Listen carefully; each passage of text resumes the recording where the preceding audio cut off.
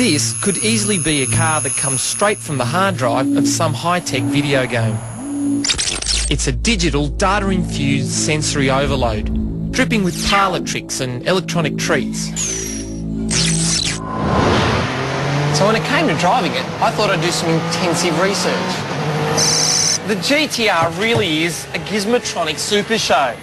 And with all the technology on board, you can see why I'd be worried about it being more like a digital interpretation of the real thing than actually having the emotion of driving a fast car.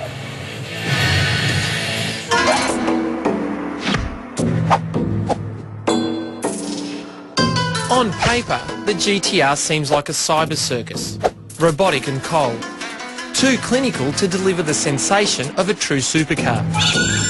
But this car has a dark secret, and it's not about to give it up easily.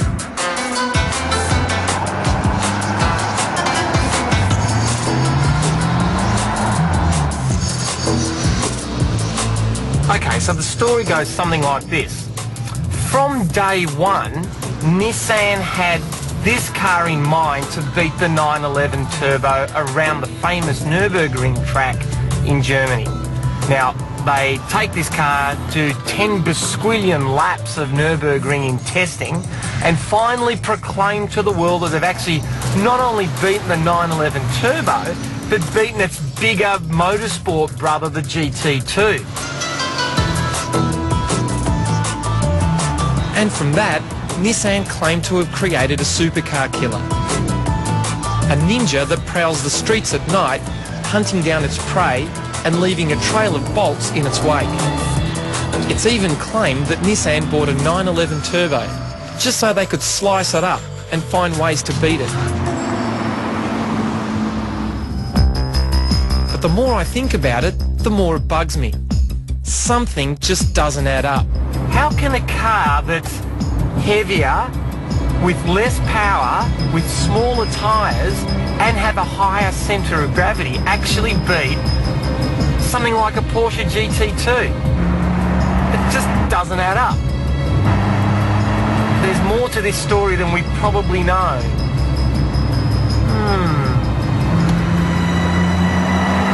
Beneath the stealth-like skin of this $150,000 automotive samurai is a twin-turbo 3.8-litre V6 with 353 kilowatts. But there are rumours it's actually more powerful than Nissan is suggesting, and it's taken years to conjure and refine all this marvellous wizardry. Its LCD computer display delivers the sort of telemetry that fighter pilots would use, things like G-force and yaw rates.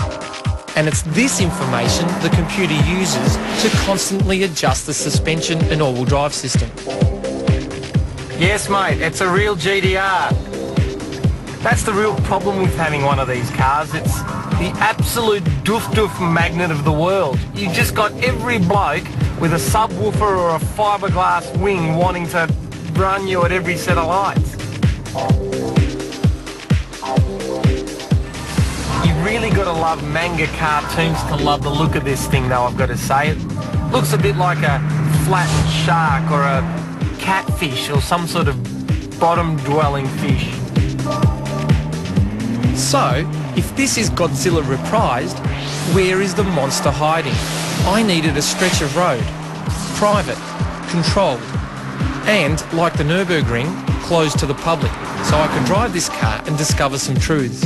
I had a feeling tomorrow was going to be a very interesting day.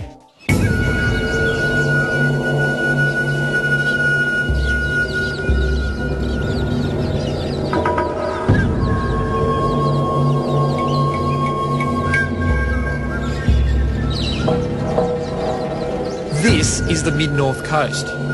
Out here, there's a 13-kilometre stretch of brand new freeway.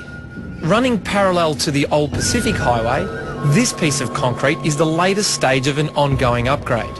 And today, it's all mine. Oh.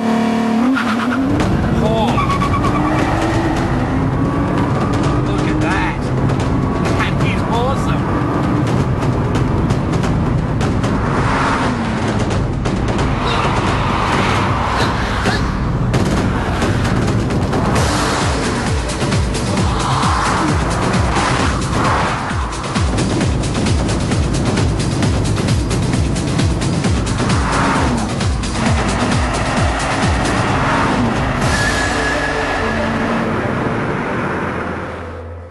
If you're looking for bang for your buck, this car is without peer. You've got to remember, it's cheaper than an M3, but it goes faster than a Ferrari. I mean, I really think the key to the success of this car is that the whole is greater than the sum of its parts. Not that the parts are bad or anything, but it's so rare that the mechanical and electronic sides of things mesh so seamlessly. And that's what I reckon makes this one of the world's greatest cars.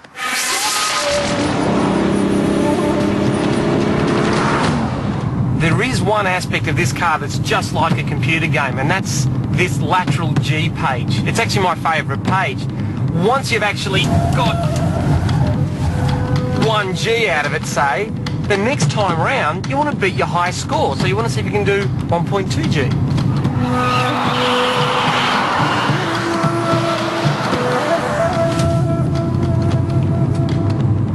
Yes, you get a red light when you hit 1G, that's great. For the record, this car didn't come from Nissan. The International Motor Group imported it and just happened to leave the keys in it. Convenient?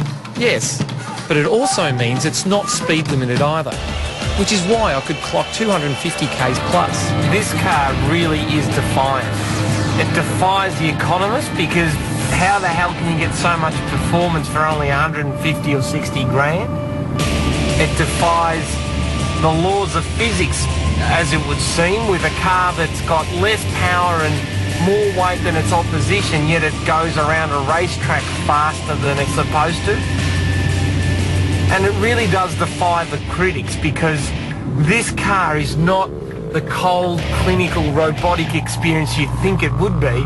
It's actually an organic, natural, mechanical car. It feels wonderful to drive. I just love it.